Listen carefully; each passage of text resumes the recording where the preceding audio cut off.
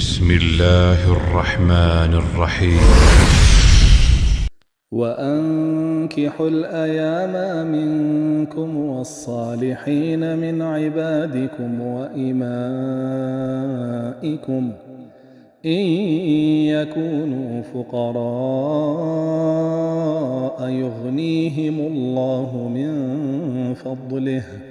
والله واسع عليم. بسم الله الرحمن الرحيم. الحمد لله رب العالمين، الصلاة والسلام على حبيبنا محمد وعلى آله وصحبه أجمعين. هل آداب كان قشتوينة الأدب العاشر أدبي ديم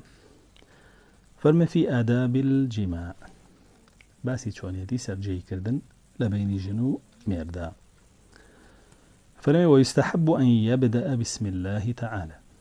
سنة كاتكا جماع بكا جنبيا بيا وبيها الدكان بلين بسم الله. قال صلى الله عليه وسلم: لو أن أحدكم إذا أتى أهله قال اللهم اجنبني الشيطان واجنب الشيطان ما رزقتنا، فإن كان بينهما ولد لم يضره الشيطان. فنبي غمري خواه صلى الله عليه وسلم فرميتي هر كسي لأي وكاتك كايوه بجيت لايها وسركي جماعي سرجي لقلابك بابله أي پروردگار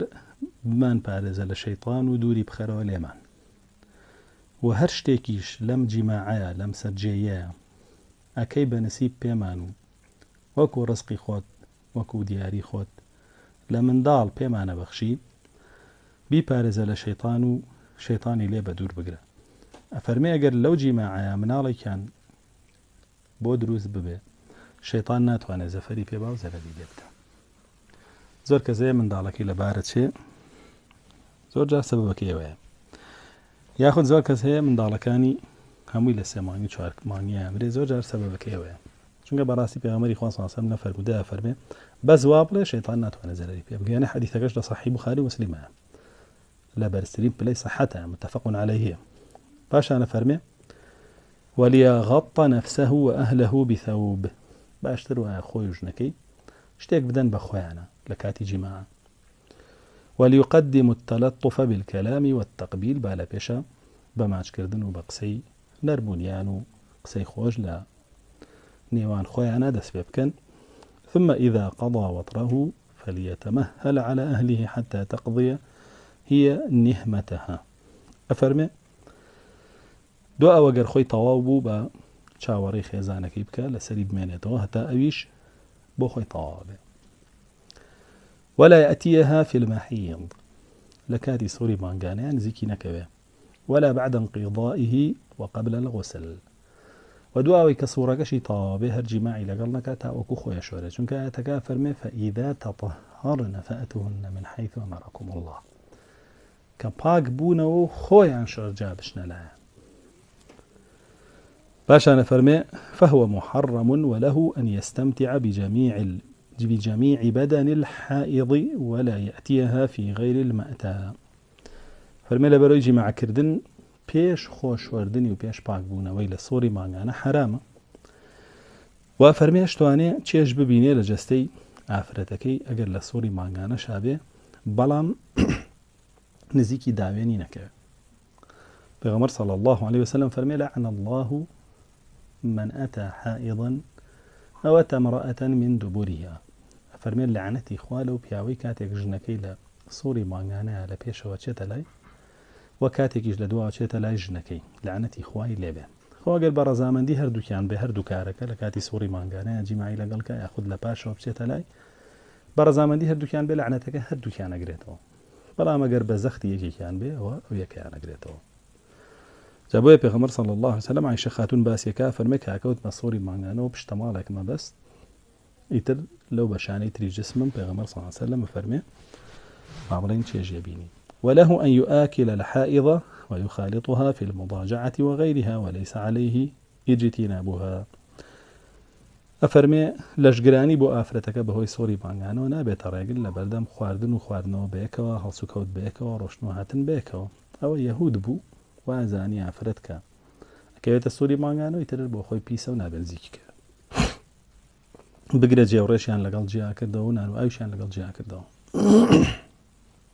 أما أدبي دائم أدبي ينظم فرمي في آداب الولادة وهي 5 أفرمي أدبي ينظم باسي من المان بوكا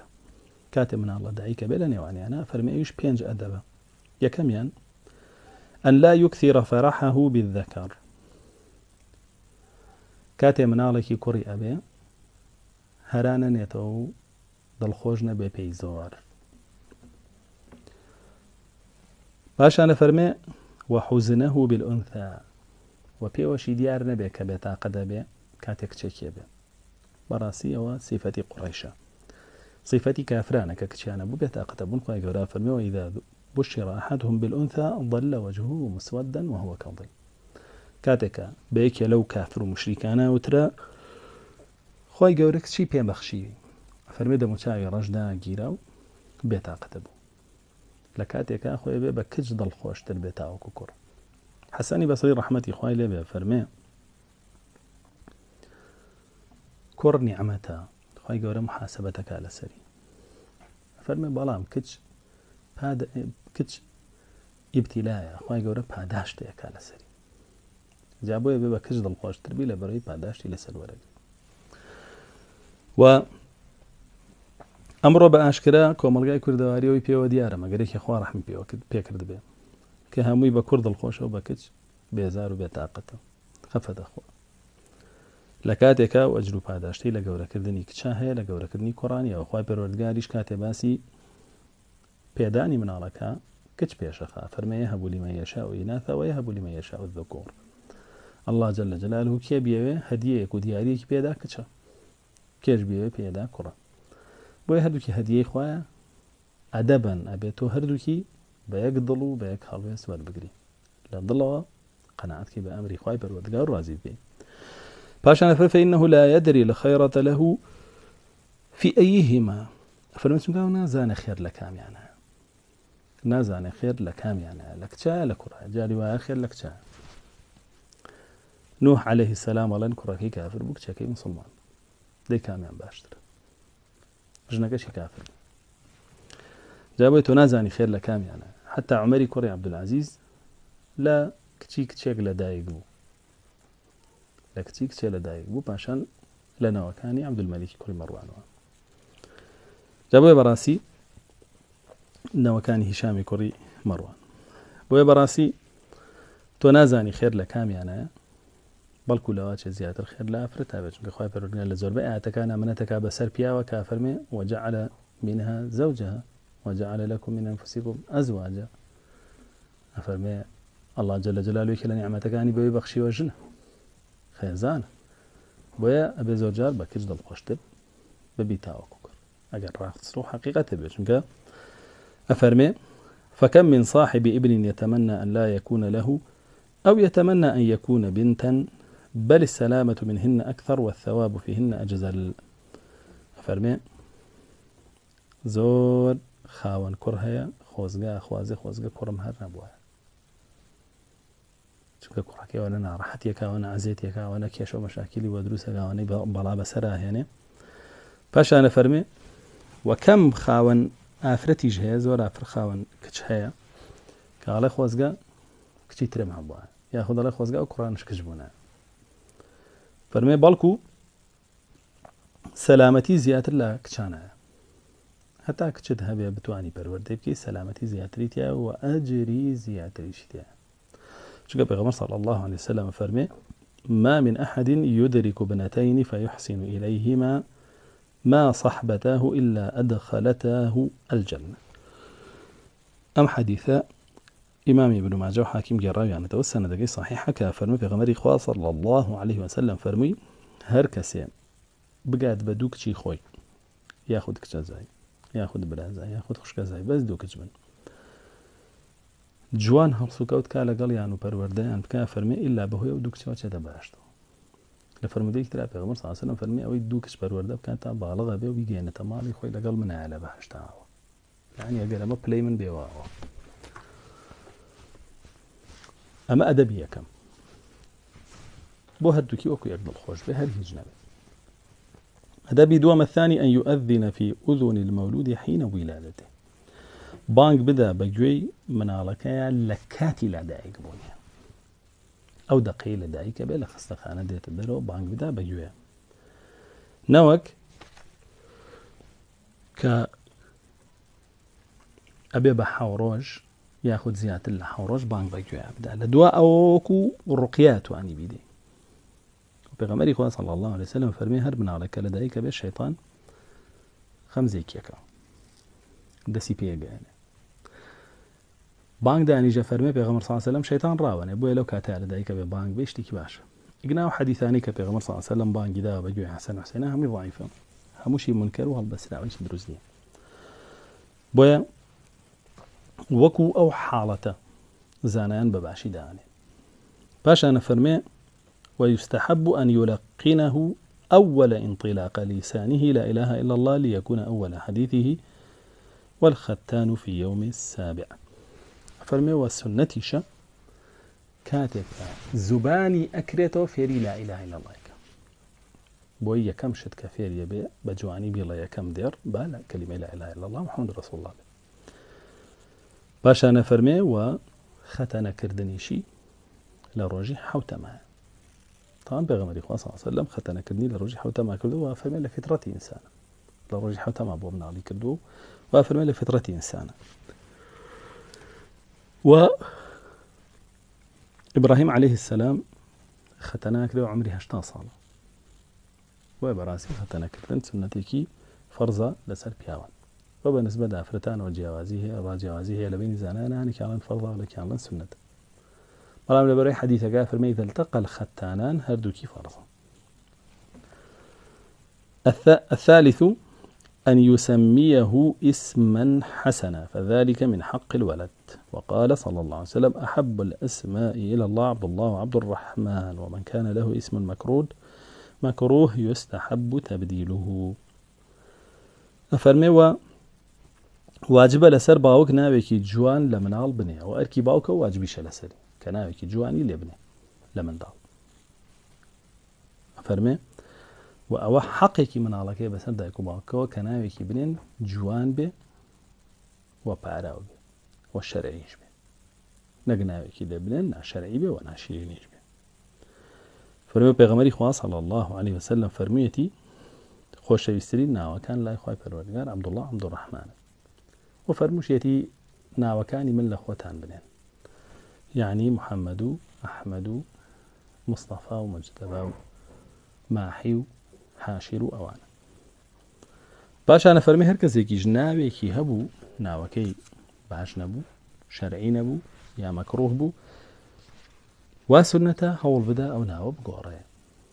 باش أنا فرمي الرابع العقيقة عن الذكر بشاتين وعن الأنثى بشات فرمي أدبي شوارم لا من البونا بريتيا لا عقيقة كردن بوي بو كركا اگر كر لدايق بو دومر واگر كتشيش بو يقدانا با أما فرمودي بيغمري خواي صلى الله عليه وسلم لسرة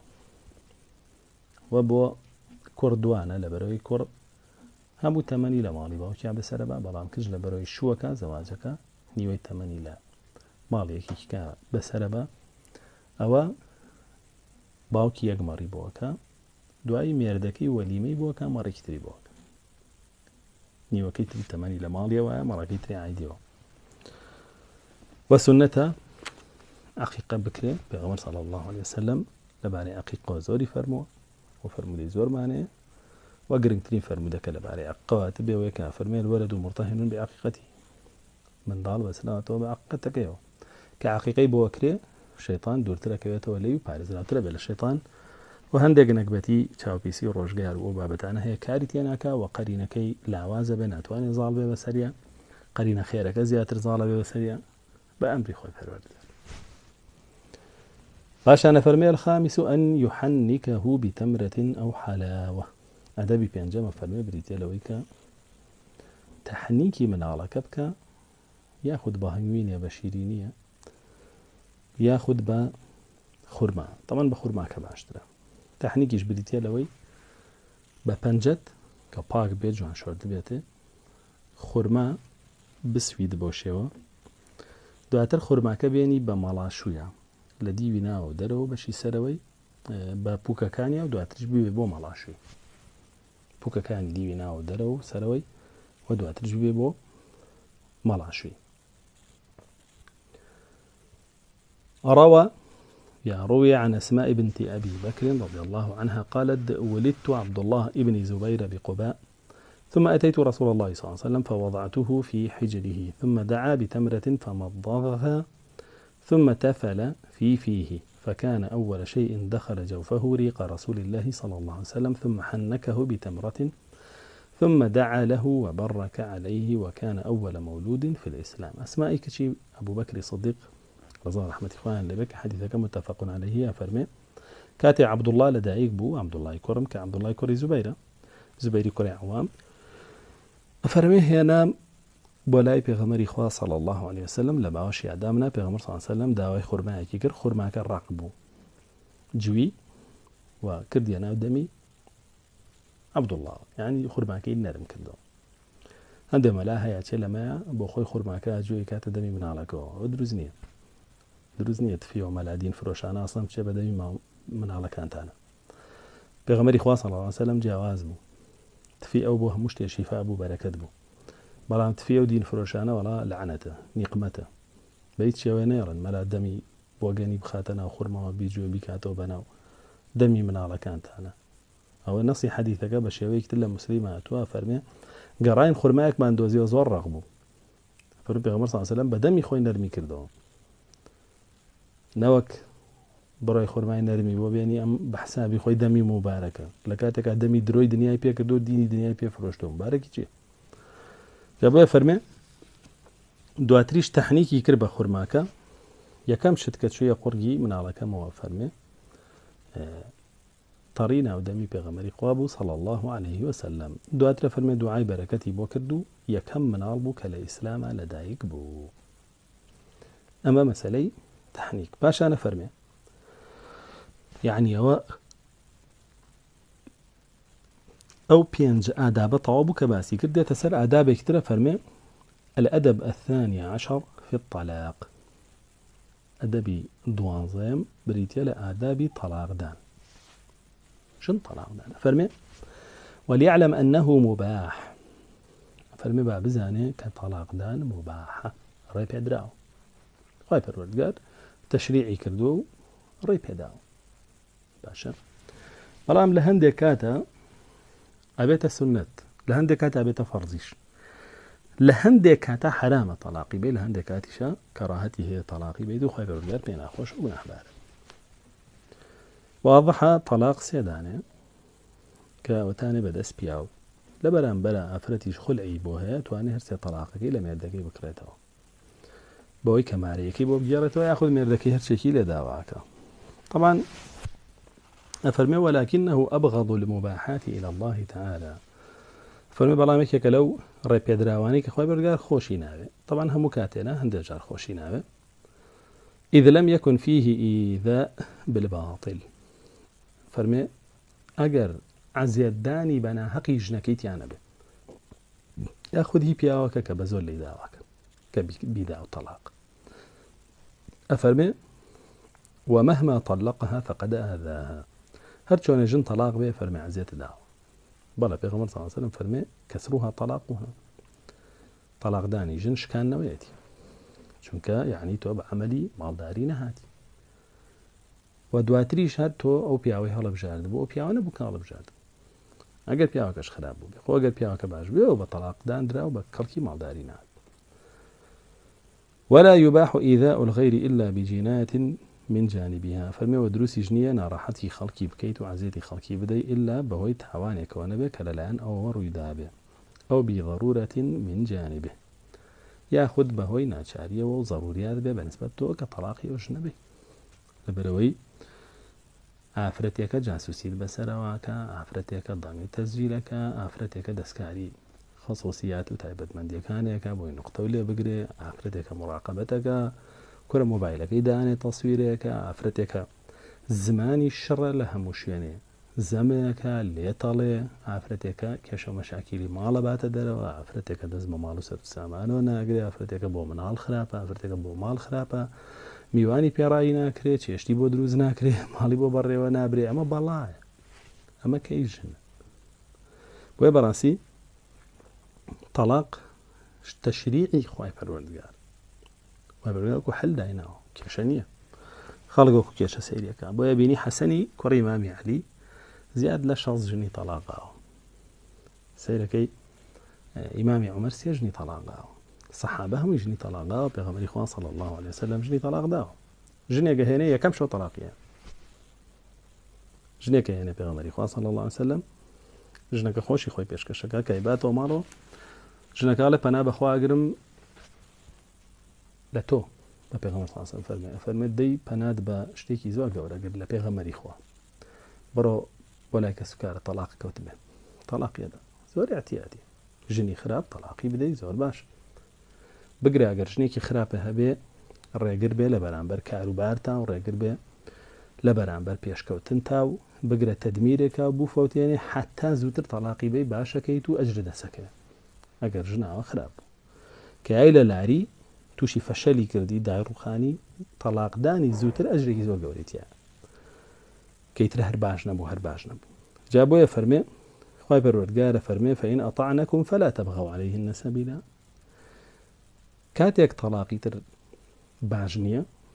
کە ئەو گوێڕایاڵیت کە بە قسەت کە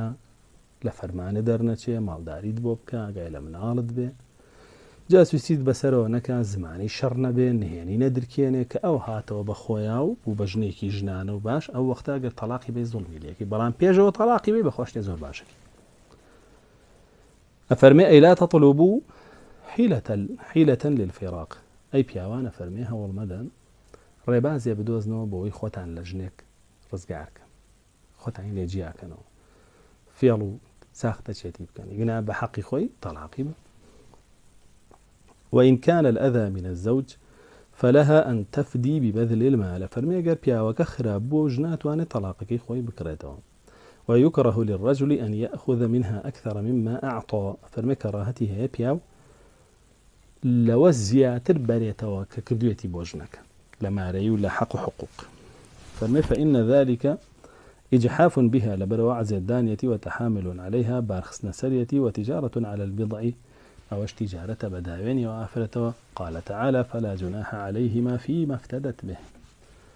فرمي خواه بكرگار فرميتي هیچ تاوانیان لەسەر نییە ئەگەر بێت و بەوە ڕازی بێ کە ژنەکە ئەیدا چونکە خولع کە کرا ئەبێ ژنەکە ماڵ بە نابێ پیاوەکە بیە باشە خولع کە کرا ئەبێ ژنەکە ماڵ بدا و ئەبێ ئەو مارەیەکە بگێڕێتەوە بۆ پیاوەکە نەوەکو پارە لە پیاوەکە بسێنرێ پارە لە پیاوەکە بسێنرێ ئەوە بە حرامی لێ سێنراوە حرامیشە جا بۆیە فەرمی خوای پەروەردگار فەرموویەتی تاوانبار نابێ ئەگەر داوای حەقەکەی خۆی بکاتەوە ئەو پیاوە بەڵام داوای زیاتر لە حەقەکەی خۆی بکاتەوە تاوانبارە بێ فاشانە فەرمێ فەرەد ما ئەخەذته فيما دونه لائق بالفداء ئەوەی کە بۆت کردووە بیگەڕیتەوە بۆ لای خۆت حەقی خۆت تا فەرمێ فإن سألت الطلاق بغير ما بأس فهي آثمة قال صلى الله عليه وسلم أيما امرأة سألت زوجها طلاقها من غير ما بأس لم ترح رائحة الجنة فرمي أقر بيتو آفرتك ببيه هيج هو كاريك داوي طلاق لم يردكي بك هو كاريكي معقول چونکە هەموو کەس کە مکوڕی هەیە ئەفەرمێ ئەوە تاوانبارە پێغەمبەر صلی الله عليه وسلم فەرمێ هەر ئافرەتێ بەبێ هیچ هۆکارێکی معقول داوای تەلاق لە مێردەکەی بکە بۆنی بەهەشت ناکە یعنی لەگەڵ ئەوانەی ڕاستەخۆش نەباشتەوە چێتە جەهەنەم سزا خوا پاکە بێتەوە ئەنجا دواتر بۆنی باش دەکە ثم ليراعي الزوج في الطلاق 4 أمور ئەفەرمێ پاشان باپیاو لە تەلاقە 4 دانە خاڵ هەیە ئاگاداری لەبەرەوەی ئەم خاڵانە با بڵین هەنگاوەکانی تەلاقدانی سنەتین ئیگنا تەلاقی بیدعی هەیە و تەلاقی محرم جيك خلق أيقريت بان يكم يعني فرمي أن يطلقها في طهر لم يجامعها فيه لما فيه من تطويل العدة عليها يكم يعني با كاتي طلاقي با كافرتك باك بو بيته من جماعي لقلنا كردوه بو فرمي لبروي عدتك يدري اشترى بيته بو خوي باشترى بو افرتك وبو بيعوكش باشترى لا عدتك يا تادري اشترى بيته ام فرصتي بير كردناوي زياتر بي افرتك فرصتي باشبوني زياتر بي دوميان أن يقتصر على طلقة واحدة فلا يجمع بين ثلاث لأن الطلقة الواحدة بعد العدة تفيد المقصود ويستفيد بها الرجع إن ندم في العدة وتجديد النكاح إن أراد بعد العدة فرمي والسنة شك طلاق دا يك طلاق بدا هرسكي بيك وندا بو لبرو يقر يك طلاق بدا توانه دوای عدەکە هەر بۆ خۆی یەکسەر بە کەلیمەی خۆی بڵێ ئەو گێڕامی تۆ ژێر نیکاحی خۆم بیگێڕێتەوە ئەگەر عیدەکەشی تەواو بێ کە ئەگەر لە تۆهرێکە تەلاقی بدا جیماعی لەگەڵ نەکرد بێت 4 مانگە خایانێ زیاتر 4 مانگ و 5 بۆ 10 ڕۆژە خایانێ بەڵام ئەگەر بێت و لە 4 مانگ تقریبا نەگات 4 مانگ بەڵام ئەگەر بێت و لە با بڵێن حەیضا تەلاقی با وەختە 3 مانگ و کەمتریش جاری وایە جابويا فرمي أتواني بيجرتوان بيش طابوني عدكي ببيع عقد نكاح بلغزك أجر عدك شي طابة بعقد نكاح كتير هر مجالي هي أتواني بيجرتوان أما لحالتك أجر بشيمان بونا واحد دولا هم أم بشيمان بوها هم أو بشيمان الثالث أن يتلطف في التعلل بتطليقها من غير تعنيف واستخفاف وتطيب قبلها بهدية على سبيل الامتناع والجبر لما فجعها به من أذى الفراق قال تعالى ومتعوهن فرمي هول بدا نرميك بنويني لقلا وجنة بيجوي طلاقي بدا بيجوي لفظي طلاقك بدم يعبي نرميك لقل بنويني بوان منا توكتشيكي باعش تو أفرتكي باعشي بيعوي تريد سكويا تۆ پەکەی ناکەوێت لە هیچ کەم نییە من ناتوانم لەگەڵ تۆ بژیماوە نەرم بێ لەگەڵی کاکە من خراپە من لەگەڵ تۆ ناگونجێ ناتۆ عیبە نییە و دیارەکیشی باتێ ئەوە دەوەرەقەش بۆ خۆت ئەبەو شێوە ئەو 5 وەرەقە بۆ خۆت و ملوانکەیە بۆ خۆت شتێکی ئاوە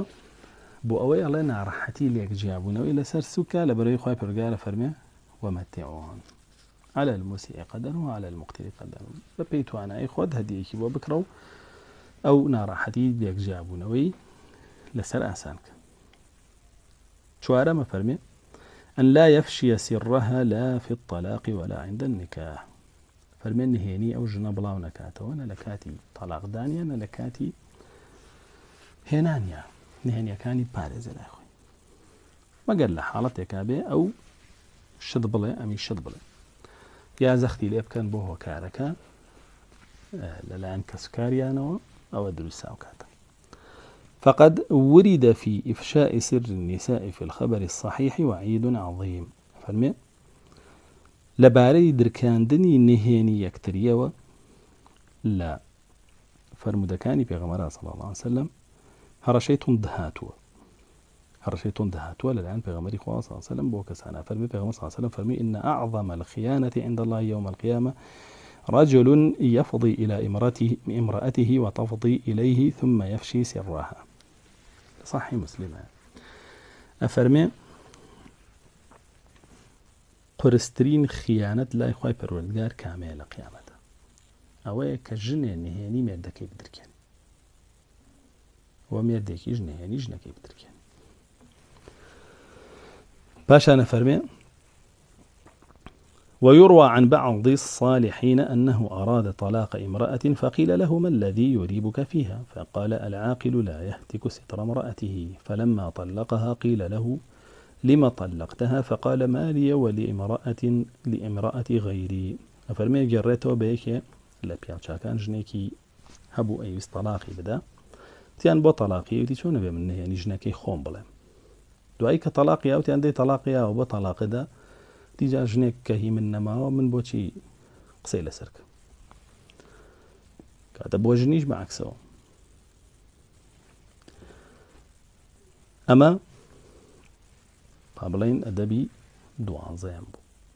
کە باسی کرد. ئینشاڵڵا لە دەرسی داهاتووە باسی حەقەکانی پیاو بەسەر ژنەوەکەین و ژن بەسەر پیاو. والحمد لله رب العالمين.